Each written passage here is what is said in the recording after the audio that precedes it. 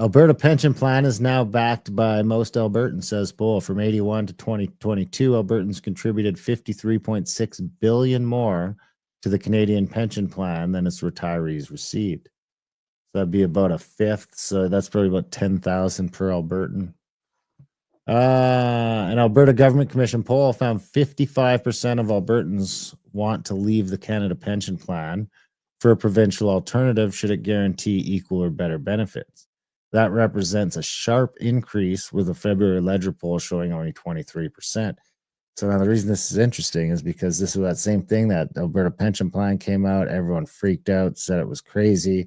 And then they had 6 months to just sort of like disseminate all the information of what the numbers are, which takes a while to get down to all different layers. But it would seem like in like 4 months or 3 or 4 months, it's support has nearly doubled, which is sort of the same thing I'm going to see happening with this referendum on independence.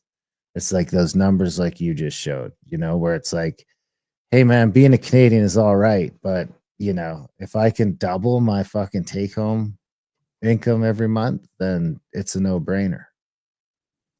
If I can, you think of the difference in the future you can provide for your family and your kids with, saving half your money instead of just spending every cent.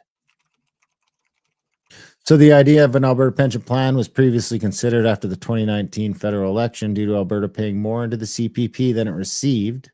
Premier Daniel Smith had expressed doubts about public appetite for an APP, citing uncertainty about the amount of money Ottawa would transfer. However, this new poll suggests a significant shift in favor, potentially fueled by broader separatist sentiment in Alberta.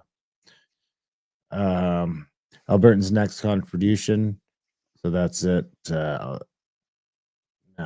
more than any other province. So Albertans' net contribution to the Canada Pension Plan was more than 6 times as much as any other province. So if you're an Albertan, your ratio is 6 times any other province. And part of that is demographic too, right? And part of that is demographic. And then they see it's us in BC sort of losing money. The Fraser Institute report reveals that Albertans' net contribution to the Canada Pension Plan from 81 to 2022 is 53.6 billion, over 6 times more than any other province. Albertan workers have been helping to fund the retirement of Canadians from coast to coast for decades. And Canadians ought to know that without Alberta, the Canada Pension Plan would look much different, said Tegan Hill, director of an Alberta policy at the policy think tank. God damn it. What is going on? You really need to keep popping that up. The Fraser Institute suggests Albertans could have lower payroll taxes for equivalent retirement benefits by leaving the CPP, citing the province's strong employment, higher incomes, and younger demographics. Premier Smith said weeks ago that there's no clear public interest in Alberta leaving the CPP, a move opposed by the federal government concerning the $699 billion fund.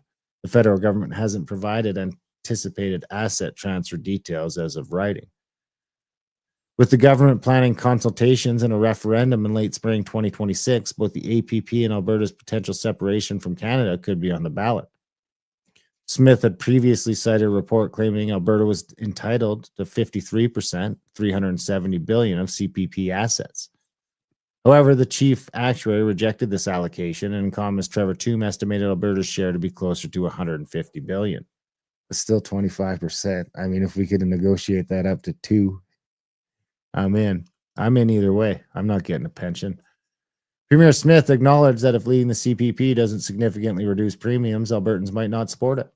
And she isn't currently seeing public demand for a vote on the issue through citizen-initiated vote is possible. Alberta argues the CPP disadvantages its demographics and economy, projecting a $5 billion savings in the first year of its own plan. Finance Minister Nate Horner indicated a review of the actuary's report is ongoing, postponing referendum discussions. Experts estimate Alberta's share to be lower, with the CPP Investment Board suggesting around $100 billion. The proposal had limited support outside of Alberta, though Quebec has had its own pension plan since 1966.